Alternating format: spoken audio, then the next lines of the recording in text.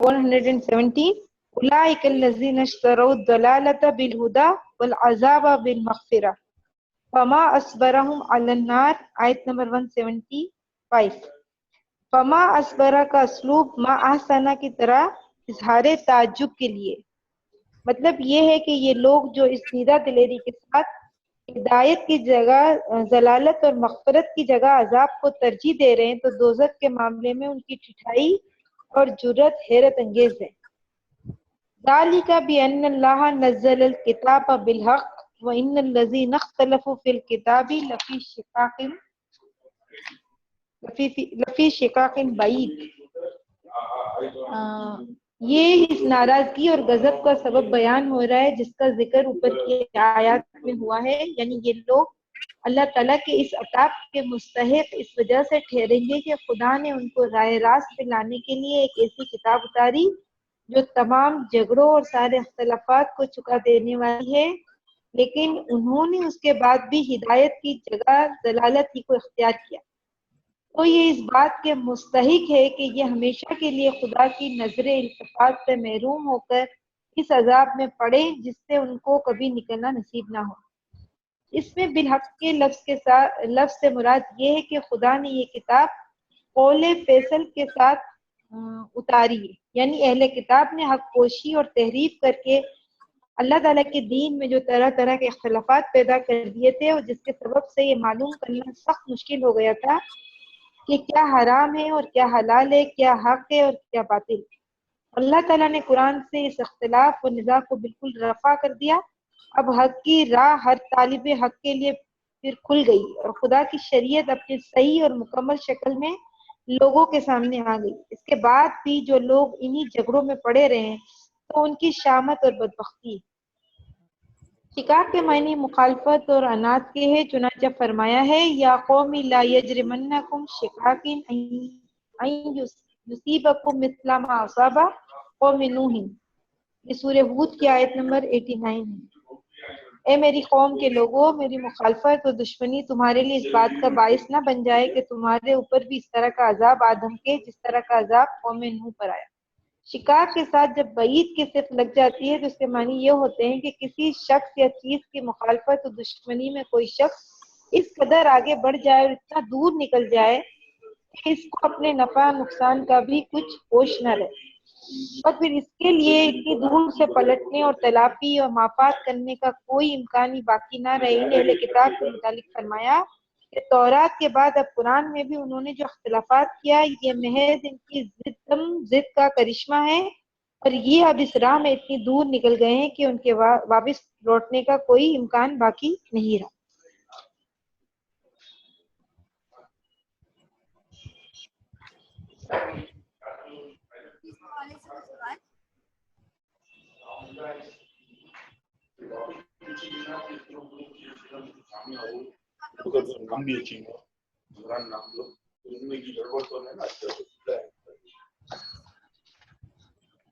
Mic mute کیجیے گا، جزاک اللہ۔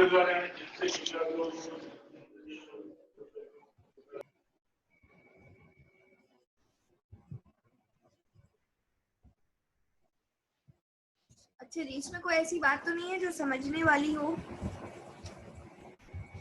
اور ہم نے جو لاسٹ پڑھا تھا اس میں یہی تھا کہ جو آپ لوگوں کا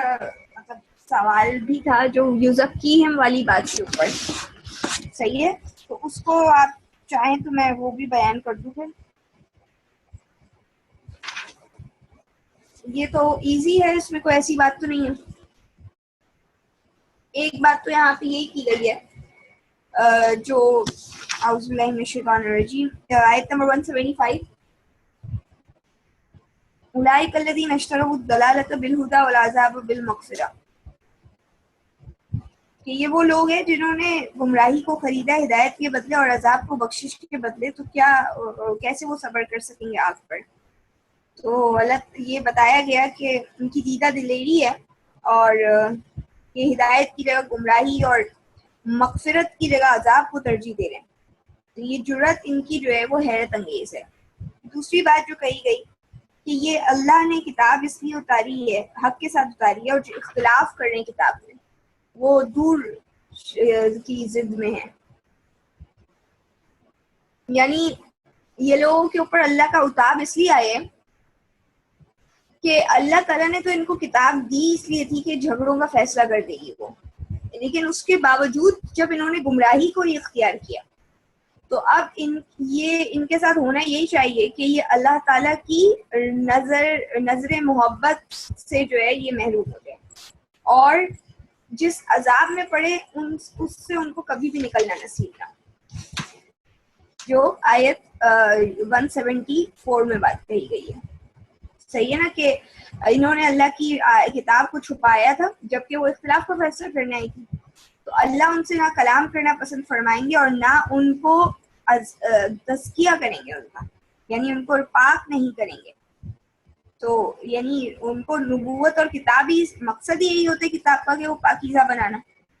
تو جب یہ دنیا میں چونکہ پاک نہیں ہوئے تو آخرت میں بھی اللہ تعالیٰ نے ان کو پاک نہیں کرنا، اور آخرت جو ہوتی ہے ویسے بھی وہ تو جزا اور سزا کی جگہ ہے، وہاں تزکیے نہیں ہوتے. تو چونکہ ان کا ایمانی سلپ ہو گیا ہے نا ان کی حرکتوں کی وجہ سے، تو اس لیے ان کو یہ موقع بھی نہیں ملے گا کہ یہ چاہے وہ حشر کی سختیاں ہی بھگت کر اور ان کی معافی ہو جائے اور اس لیول پر ان کے گناہ اور نیکیوں کا ریشو آ جائے، آن ایوریج ہی ہو جائے کہ یہ جنت میں جانے کے مستحق ٹھہرے، تو یہ چیز بھی نہیں ہو سکتی ان کے ساتھ کہ وہ اس دن کی سختیوں کو جھیل کر ہی جو ہے وہ عذاب میں مطلب عذاب سے محفوظ ہو جائیں. اور اس میں جو بات ہے کہ یہ لوگ جنہوں نے یعنی انہی لوگوں نے جنہوں نے گمراہی خرید لی ہے ہدایت کے بدلے اور عذاب خرید لی ہے بخشش کے بدلے، آپ ان کو وہ آگ پر کیسے صبر کریں گے؟ کیونکہ کتاب تو حق کے ساتھ فیصلہ کرنے کے لیے اتاری گئی تھی، لیکن انہوں نے اس کے بعد کیا کی، شقاق بعید میں پڑ گئے، یعنی جھگڑے، مخالفت، اناد، دشمنی. اور جس طرح سے جو ہے وہ یعنی اس بات کا باعث نہ بن جائے کہ تمہارے اوپر بھی اسی طرح کا عذاب آ دھمکے جس طرح کا عذاب قوم نوح پر آیا. اور بعید کی صفت جب لگی ہے تو یہ کہہ رہے ہیں یعنی عذاب کا مطلب تو وہی دنیا کا عذاب ہے کہ جو شعیب علیہ السلام کا انہوں نے ابھی نقل کیا ہے کہ وہ کہہ رہے کہ میری مخالفت تمہیں وہ عذاب نہ دلوا دے جو اس سے پہلے قوم نوح پر آیا اور وغیرہ پر. تو شقاق کی جو صفت لگی ہوئی ہے بعید کی ساتھ میں کہ یعنی کوئی شخص اتنا زیادہ دور نکل گیا ہے کہ اس کو اپنے نفع نقصان کا کچھ بھی ہوش نہ رہے، اور اس کے لیے اتنی دور سے پلٹنے اور تلافی معافی کرنے کا کوئی امکان ہی باقی نہ رہے. یعنی اس کو اپنی جس کو اندھا پن کہتے ہیں، تو انہوں نے جو اختلافات کیے اور جو زدہ کا جو ان کا معاملہ ہے، تو یہ اتنے نکل گئے دور اپنی اس ضد میں کہ مطلب اللہ کی نعمت کی انہوں نے کیا قدر کی، جس نے اس کو ناقدری کے ساتھ ٹھکرا دیا، جو اس کو چھپانا شروع کر دے، اس سے کیا بندہ تصور کر سکتا ہے کہ یہ لوگ جو ہے ہدایت پر آئیں گے؟ یعنی اس کا مطلب ہی یہی ہے ہدایت پہ آنے کے چانسز ان کے بالکل ختم ہے، زیرو ہیں، اور اس کی وجہ یہ ہے کہ یہ دور نکل چکے ہیں اپنی اس ضد کے اندر.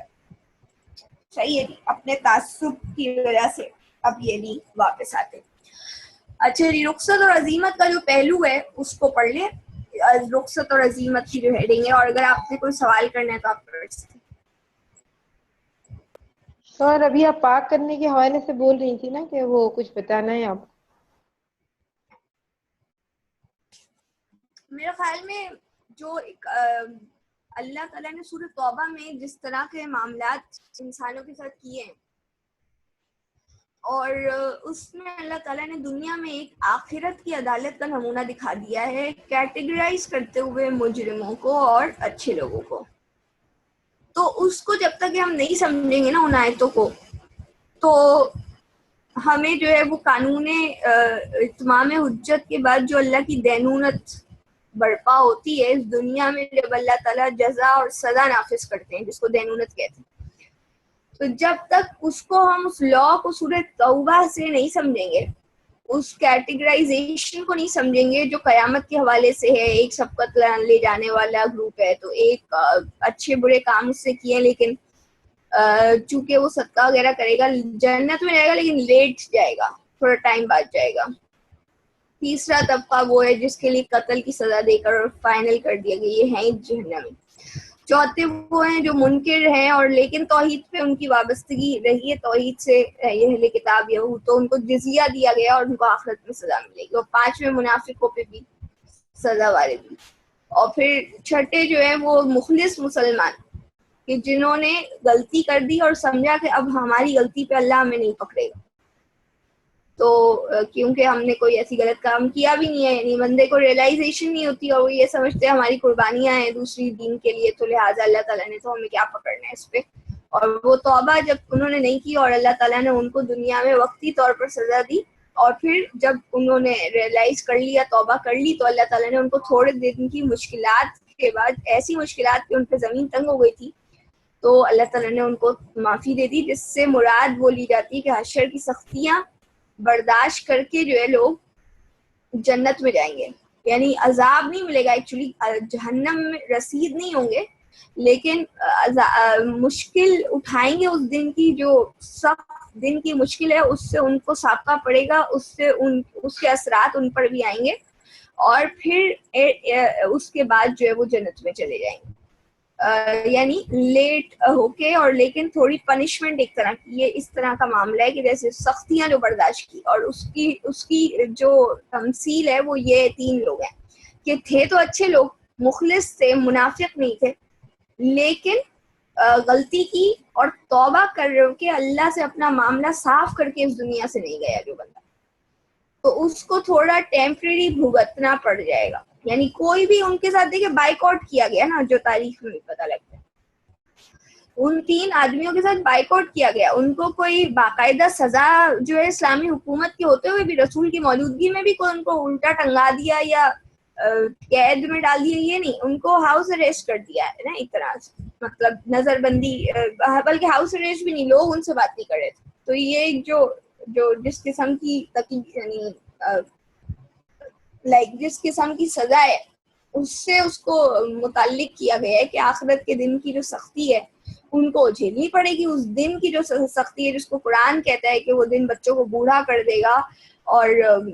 وہ دن ایسی ہولناکی لیے ہوئے ہوگا کہ ایک حاملہ ایک دودھ پیتا بچے کی ماں جو ہے اس دودھ پیتے بچے کو چھوڑ دے گی. تو وہ اس سے انہوں نے اس کو متعلق کر کے بات کو سمجھایا ہے. اور ولا یزکیہم بھی یہی ہے کہ یعنی اصل میں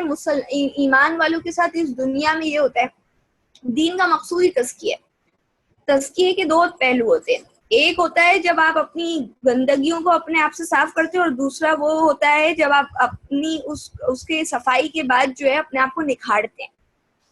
تو دونوں پہلوؤں کو دیکھیں تو اللہ تعالیٰ انسان کی زندگی میں ایک مسلمان مومن جو ہے وہ تزکیے کے مرحلے سے گزرتا ہے, اور وہ اپنے جب اچھے کام کر رہا ہوتا ہے تو اس کا تزکیہ ہو رہا ہوتا ہے. صحیح. اچھا, اب بعض اوقات یہ ہوتا ہے کہ تزکیے میں یہ بھی چیز آتی ہے کہ ایک انسان غلطیاں کر جاتے ہیں نا, تو اس کو اللہ تعالیٰ مشکلات میں ڈال دیتے ہیں دنیا میں. جب وہ مشکلات میں ڈالتے ہیں تو اس کے ذریعے بھی اس کی کیا ہو رہی ہوتی ہے, چھان پٹک ہوتی ہے, اس سے بھی وہ تطہیر ہو کے, وہ جو ہم کہتے ہیں کہ وہ فلٹرائزیشن کا پروسیس ہے, اب اس کی شخصیت کا فلٹر ہونا ہے جو اللہ کی طرف سے. تو وہ جب اس کو اس طرح جو نہیں اللہ تعالیٰ کہتے تاکہ اللہ جان لے کون ایمان پر ہے, کون شہادت کے اوپر ہے, کون جہاد کرنے والا ہے, کون صبر کرنے والا ہے, تو وہ امتحان بندہ دے رہا ہوتا ہے ایک طرح سے.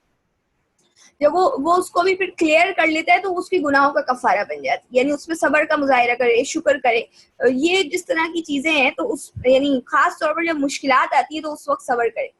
تو انشاءاللہ اس کے گناہوں کا بھی کفارہ بن جائے گی, اور اس کے نکھرنے کا ذریعہ بن جائے گی. تو اس طرح سے کچھ ہے. اگر اس کے بعد ہم یہ کر سکتے ہیں کہ سورہ بقرہ کے بعد ہم سورہ توبہ جو ہے وہ شروع کر دیں اور وہ پڑھیں, تو میرے خیال میں وہ زیادہ سیٹ رہے گی بات. اور ظاہر ہے بہت سے سوالات پیدا ہوتے ہیں, لیکن مجھے یہ آیتیں کبھی بھی صحیح میں سیٹسفیکشن کے ساتھ اس کو سمجھا بھی نہ پائی, نہ سمجھ پائی. کبھی سمجھا دیتی تھی, کبھی کبھار ایسا لگتا تھا سیٹنگ ہو گئی, لیکن پھر وہی آؤٹ ہو جاتی تھی بات, اور کہیں نہ کہیں سے کچھ ایسی الجھن رہتی تھی.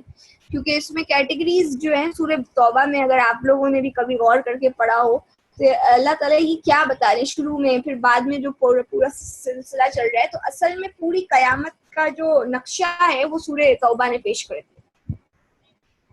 تو یہ ہے جو اب انشاءاللہ ہم، اگر آپ لوگ کی بھی یہی کنسنسس ہے اس بات پہ کہ ہم سورہ توبہ شروع کریں، پہلے سورہ بقرہ مکمل کر لیں اس کے بعد. تو تزکیہ جو ہے نا یہ ہے کہ قیامت کے دن ان کا تزکیہ نہیں ہوگا، یعنی ان کو اللہ تعالیٰ یہ بھی نہیں ہے کہ تھوڑے دن کی مشکل، جیسے انہوں نے تو تھوڑے دن بھی لکھا ہے نا کہ تھوڑے دن کا عذاب جو ہے وہ ان کو ملے اور پھر وہ جنت میں چلے جائیں. یہ ظاہر ایک سوال ہے، اس کو بھی دیکھنا پڑے گا کس حد تک یہ بات صحیح بیٹھتی ہے نہیں بیٹھتی، کیا ہوتا ہے. تو یعنی غور و فکر کا محل ہے، غور و فکر کرنے کی ضرورت ہے سب کو اس بات کے حوالے سے. لیکن یہ کہ اللہ ان کو یعنی اس دن کی سختیوں کے بعد جنت میں ڈال دے تو یہ بھی ان کے ساتھ معاملہ نہیں ہونے والا. اور بتا دیا کہ ان کے لیے، کیونکہ ان کو جس قسم کا بڑا رتبہ دیا گیا تھا اتنی بڑی انہوں نے غلطی بھی کی تھی. اور میں ایک اور بات آپ سے جو کہی تھی میں نے، کہ جو اللہ تعالیٰ یہ فرماتے ہیں کہ خالدین فیہا ما دامت السماوات، کہ ہمیشہ ہمیشہ اس میں رہیں گے جو جب تک آسمان زمین ہے، مگر جو رب چاہے. یعنی جو رب چاہے وہ اپنے علم و حکمت کے تحت انسان کے ساتھ معاملہ بعد میں کر سکتا ہے، اور چاہے تو اسے تہس نہس کر دے. تو وہی بات لیکن جنتیوں کے لیے بھی کہی گئی ہے کہ ہمیشہ ہمیشہ رہیں گے اس میں مگر جو تمہارے رب چاہے. تو اب ظاہر جنتیوں کے ساتھ تو بندہ اچھا ہی ایکسپیکٹ کرے گا، تو کہ ان کے ساتھ جو بھی اللہ تعالیٰ کریں گے یا ان سے اس سے اچھے معاملات کر لیں. اللہ کی مرضی جو چاہے، رب کی اذن ہے، رب کا فعل ہے، وہ جو چاہے کرے، اس میں وہ ہم نہیں جان سکتے وہ کیا ہے، وہ متشابہ ہو جاتی ہے ہمارے لیے وہاں پہ جا کے بات. لیکن جب جہنمیوں کی بات آتی ہے تو اس پہ بھی ورسٹ سینیریو بھی سوچا جا سکتا ہے کہ جو مگر تمہارا رب چاہے، ہمیشہ ہمیشہ رہیں گے مگر جو تمہارا رب چاہے. تو وہ رب جو چاہے تو وہ اس میں ان کو اس سے بدترین درجے میں پہنچا سکتے ہیں اللہ تعالیٰ. ان کو ریت بنا دے، ان کو پتھر بنا دے، ان کو پتہ نہیں کیا کر دیں، یا اس سے بھی بری مشکل میں ڈال دیں. تو وہ اس کی جو بھی فیصلہ ہوگا اس وقت اس کی علم اور حکمت کے تحت ہوگا. تو اس کے لیے ہم یہ سمجھ سکتے ہیں کہ یعنی اگر کوئی یہ کہتے تو اسی لیے وہ نکال دیے بھی جائیں گے، یہ بھی ہو سکتا ہے. تو اگر اللہ کی علم اور اس کی حکمت نے اجازت دی تو نکال دیے جائیں گے. ہم کیا کہہ سکتے ہیں اس پہ؟ ہم سوال اٹھا سکتے ہیں کیا؟ تو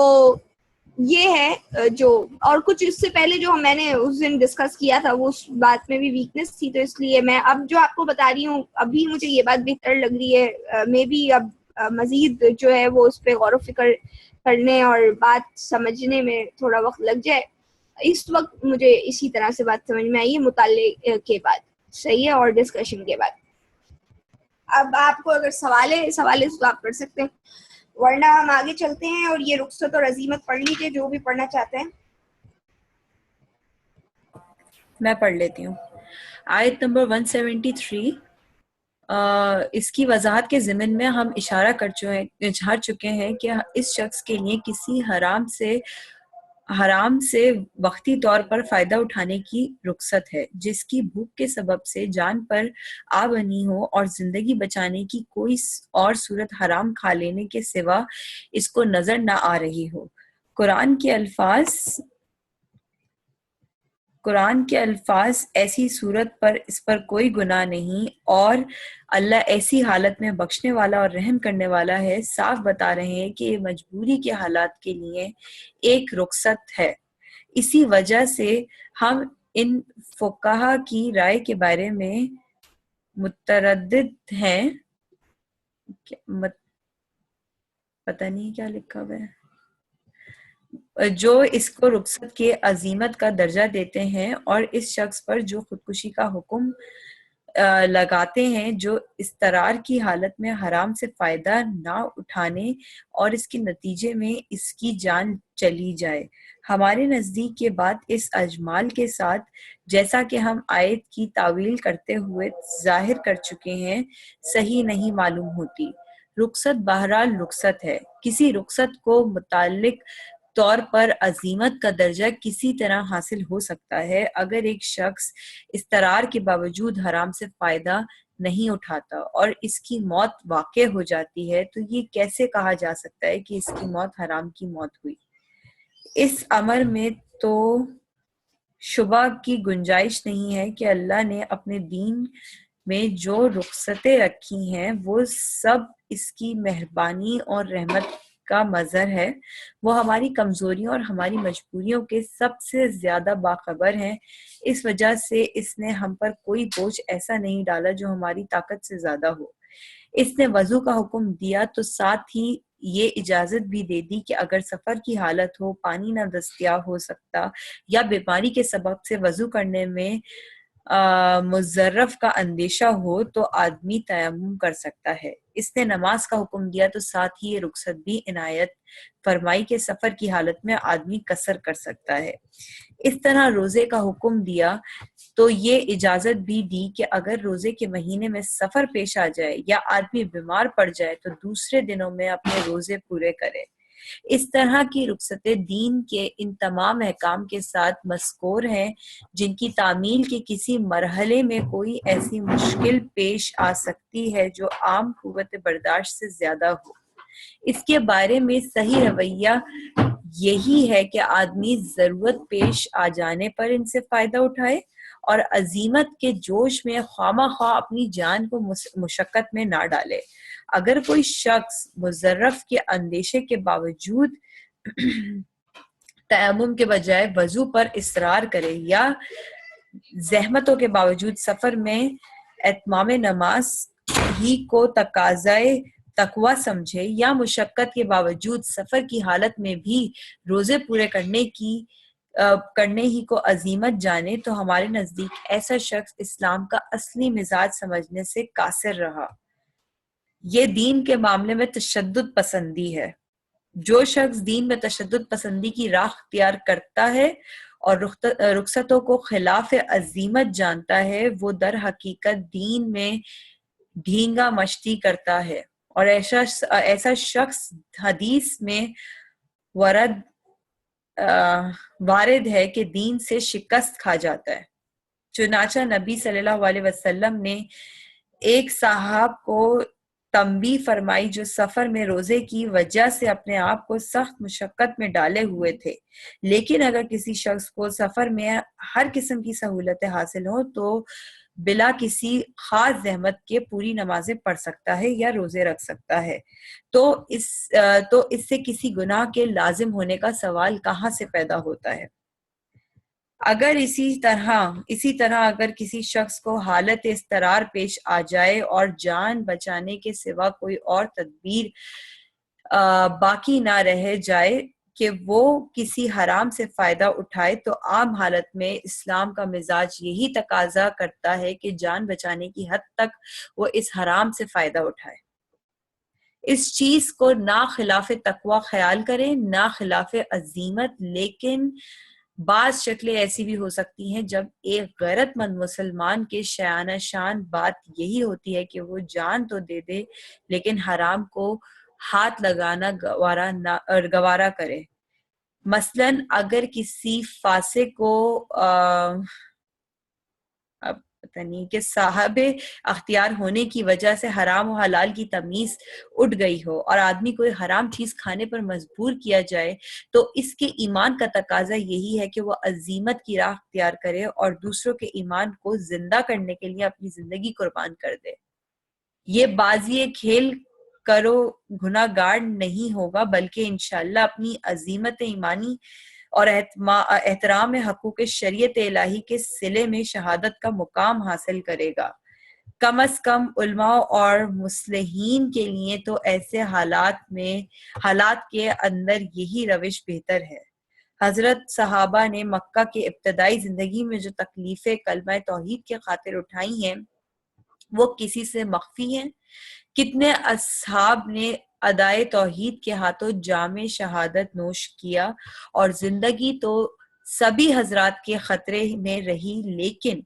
اس میں سے کسی ایک صحابی کے متعلق بھی ہمارے علم میں یہ بات نہیں آئی کہ انہوں نے جان بچانے کے خاطر کلمہ کفر زبان سے نکالا ہو. حالانکہ قرآن میں اس بات کی صریح اجازت موجود ہے کہ اقرا کی صورت میں آدمی جان بچانے کے لیے کلمہ کفر بھی کہہ سکتا ہے. اس تفصیل سے واضح ہوا ہے کہ نہ تو دین کی رخصتوں کو حقیر سمجھنے کا رجحان صحیح ہے اور نہ رخصتوں ہی کو عظیمت قرار دینے کا رجحان صحیح ہے، بلکہ صحیح مسلک یہ ہے کہ عام حالت میں جس طرح رخصتوں سے فائدہ اٹھانا مزاج شریعت کے مطابق ہے، اس طرح خاص حالات میں عزیمت کے تقاضوں پر عمل کرنا بھی دین کا مطالبہ ہے۔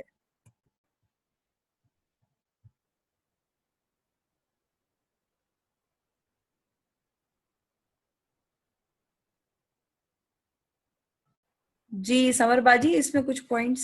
تھوڑے ڈفرینٹ ہیں اس پورے پیراگراف میں۔ بتائیں۔ یہ جو یہاں پہ ایک بات ہے نا، یہ تھوڑی سی مجھے ویسی لگ رہی ہے کہ ایک دم سے کسی کو تشدد پسند کہہ دو، جیسے یہ یہاں پہ لکھا تھا، اس کو میں نے اس لیے زیادہ کلیئر بھی پڑھا کہ اگر کوئی شخص اس طرح یعنی کہ مشقت کے باوجود سفر کی حالت میں بھی روزے پورے کرنے کو عزیمت جانے، تو ہمارے نزدیک ایسا شخص اسلام کے اصلی مزاج سمجھنے سے قاصر رہا۔ یہ دین کے معاملے میں تشدد پسندی ہے، اور جو شخص دین میں تشدد پسندی کی راہ اختیار کرتا ہے اور رخصتوں کو خلاف عزیمت جانتا ہے، وہ در حقیقت دین سے ڈھینگا مشتی کرتا ہے، اور ایسا شخص حدیث میں وارد ہے کہ دین سے شکست کھا جاتا ہے۔ آپ کیا بتانا چاہ رہی ہیں اس میں؟ یعنی اس میں جو یہ بات ہے کہ اگر فرض کریں کوئی شخص اگر اپنے طور پہ پوری کوشش کر رہا ہے، جب اسے اندازہ بھی ہے کہ میری جان پہ نہیں آ رہی، تو ایک طرف تو انہوں نے بولا کہ ایسا کرنا نہیں چاہیے کہ اگر آپ کی جان پہ آ رہی ہے مگر آپ پھر بھی جو ہے حرام کو چھو نہیں رہے ہو، آپ کو جبکہ پتا ہے کہ آپ مر سکتے ہو، آپ اس نے کھا نہیں رہے۔ اور ایک طرف کہہ رہے ہیں کہ اگر آپ زیادہ لوگوں کی گیدرنگ میں ہو، جو آگے بات کریے، جو کہتے ہیں کہ جو دین کا اپنے ہاتھ میں وہ لیے ہوئے ہوتے ہیں، تو ان لوگوں کو یہ کہ اگر وہ لوگ اس طرح کی حالت میں مر جائیں تو وہ ان کی شہادت ہے، مگر کوئی اگر عام آدمی یہ کر رہا ہے تو وہ دین کی صحیح بات نہیں سمجھ سکا۔ تو یہ یہاں پہ بات کیسی ہے، یعنی کہ اس کو تھوڑا سا سمجھا دیں۔ نہیں، انہوں نے اس کو سمجھایا ہے، اس کو محدود اس کی تحدید کر دی ہے، وہ یہ بیان کر کے کہ اگر کسی جگہ پہ کفار اور فساق اور فجار کے صاحب اختیار ہونے کی وجہ سے، یعنی کوئی گناہ گار نافرمان جو ہے وہ صاحب اختیار ہے، اور اب حلال اور حرام کی تمیز جو ہے وہ اٹھ گئی ہے لوگوں کے درمیان، اور اس پر آدمیوں کو، انسانوں کو جو ہے وہ حرام کھانے پر مجبور کیا جا رہا ہے، تو جب اگر کوئی صاحب ایمان کے ساتھ ایسا کیا جائے تو اس کو چاہیے کہ وہ عزیمت کی راہ اختیار کرے، کیونکہ اس کے یہ کرنے سے لوگوں کا ایمان زندہ ہوگا اور وہ اپنی زندگی کی قربانی وہاں دے دے۔ تو اس پہ اس کو غیرت ایمانی کو جگانے اور وہ ایک مردہ چیز کو زندہ کرنے کے حوالے سے تو جو ہے وہ ایک بہت بڑا کام ہے۔ اور پھر اس پہ انہوں نے ایک اور تبصرہ یہ کیا ہے کہ کم از کم علماء اور مصلحین کے درجے کے جو لوگ ہوتے ہیں، تو چونکہ وہ دعوت کے منصب پہ فائز ہے اللہ کی طرف سے، انذار کا کام انہیں کرنا ہے، اصل جو علماء ہوتے ہیں ان کی یہ پوسٹ ہوتی ہے، ان کی پوزیشن ہوتی ہے، تو اس کی وجہ سے ان کو تو ہمیشہ ہی اس چیز کا خیال کرنا چاہیے کہ ان کی وجہ سے کتنے لوگ جو ہیں اس چیز کو فالو کریں گے۔ صحیح ہے؟ مگر یہ اگر علماء سے کسی کی عقیدت ہو زیادہ، کسی یعنی کہ ان کے اسٹوڈنٹ کو بہت پسند ہو اپنا عالم، اور اگر وہ اس طرح کر رہا ہو تو وہ بھی ظاہری سی بات ہے وہ بھی انفلوئنس میں آ کے یہی کرے گا، جبکہ ہوگا وہ کامن بندہ، یہ سوچ کے کہ میں جو میری جو ایکٹ ہے یہ آگے پسند کیا جائے گا۔ دیکھیں وہی تو نا، انہوں نے تو منع کیا ہی نہیں ہے، انہوں نے تو ایک تو یہ بات بتائی ہے کہ اگر کسی جگہ پہ اس چیز کا جو کانسیپٹ ہے وہ بالکل ختم ہو گیا، حرام اور حلال کا تمیز ہی اٹھ چکی ہے وہاں سے، تو اس صورت میں اگر کسی کو مجبور کیا جائے تو وہ بتائے کہ نہیں بھائی یہ تو ایسی چیز ہے، تم لوگ تو مزے لے لے کے کھا رہے ہو اور مجھ پہ تو پریشر ڈالے جا رہے ہیں کہ یہ کھاؤ اور میں نہیں کھا رہا اور اپنی زندگی کی بازی لگا رہا ہوں، کیونکہ اس کی شناعت اتنی ہے، یعنی کسی چیز کی برائی کو ثابت کرنے کے لیے چونکہ وہ مٹ چکی ہے، اس کا وہ اسکریچ سے مٹ چکی ہے کہ اس کا لوگوں کے پاس کوئی کانسیپٹ ہی نہیں رہا ہے، لوگوں کو وہ اس منکر کو منکر جاننے کی وہ جو کیا کہتے ہیں جو حس ہے وہی مر چکی ہے، تو اس کو زندہ کرنے کے لیے ایک تو یہ صورتحال ہے، اور دوسری چیز ہے جو علماء اور مصلحین جن پہ سب کی نظریں ٹکی ہوئی ہوتی، تو اس کے لیے ویسے ہی دیکھیں وہ کہہ رہے ہیں کہ رخصت سے آپ کو فائدہ اٹھا لینا چاہیے، اور رخصت کے معاملات کو عزیمت بنانا بھی نہیں چاہیے، یعنی اگر رخصت تو ہے ایک چیز میں، لیکن آپ ایزیلی کر سکتے تو آپ کریں گے. اب یہاں پہ انہوں نے یہ بولا کہ یہاں پہ بھی رخصت دی گئی ہے جان بچانے کے لیے، آپ اپنا کلمہ چینج کر دو، آپ کلمہ کفر کہہ دیں، لیکن اگر سچویشن ایسی ہو تو آپ اس وقت اس رخصت سے فائدہ نہ اٹھائیں تو اچھا ہے. تو یہ تو اپلیکیشن ہے نا اس کی، یعنی اصول میں تو بات اپنی جگہ انہوں نے واضح کر دی ہے کہ بھائی آپ رخصت کو عزیمت نہیں بناؤ، عزیمت کو رخصت نہ بناؤ، صحیح ہے. لیکن اس وقت جو وہ رخصت کی چیز کو قرآن کی آیت جو رخصت دے رہی ہے اس کو عزیمت بتا رہے ہیں، تو ایک خاص سینیریو میں بتا رہے ہیں. یہ ہر اس کے لیے نہیں ہے، ہر وقت کے لیے نہیں ہے، اور ہر انسان کے لیے نہیں ہے. ایک علماء ہے اور دوسری طرف جو ہے ایسی جگہ ہے جہاں پہ اسلام کی حرام حلال کی حص مر چکی ہے. یعنی ایک وہ صورتحال ہے اور دوسری ایک شخص ہے جو کہ علماء کے درجے پہ ہے، تو وہ لوگ اگر کریں تو یہ بہتر ان کے لیے بہتر ہے. مطلب اگر وہ بھی نہیں کریں گے تو کوئی گناہگار نہیں ہوں گے، کوئی بھی گناہگار نہیں ہوگا. اور اس پہ پھر وہ تاریخی طور پر صحابہ کرام کی مثال دے رہے ہیں،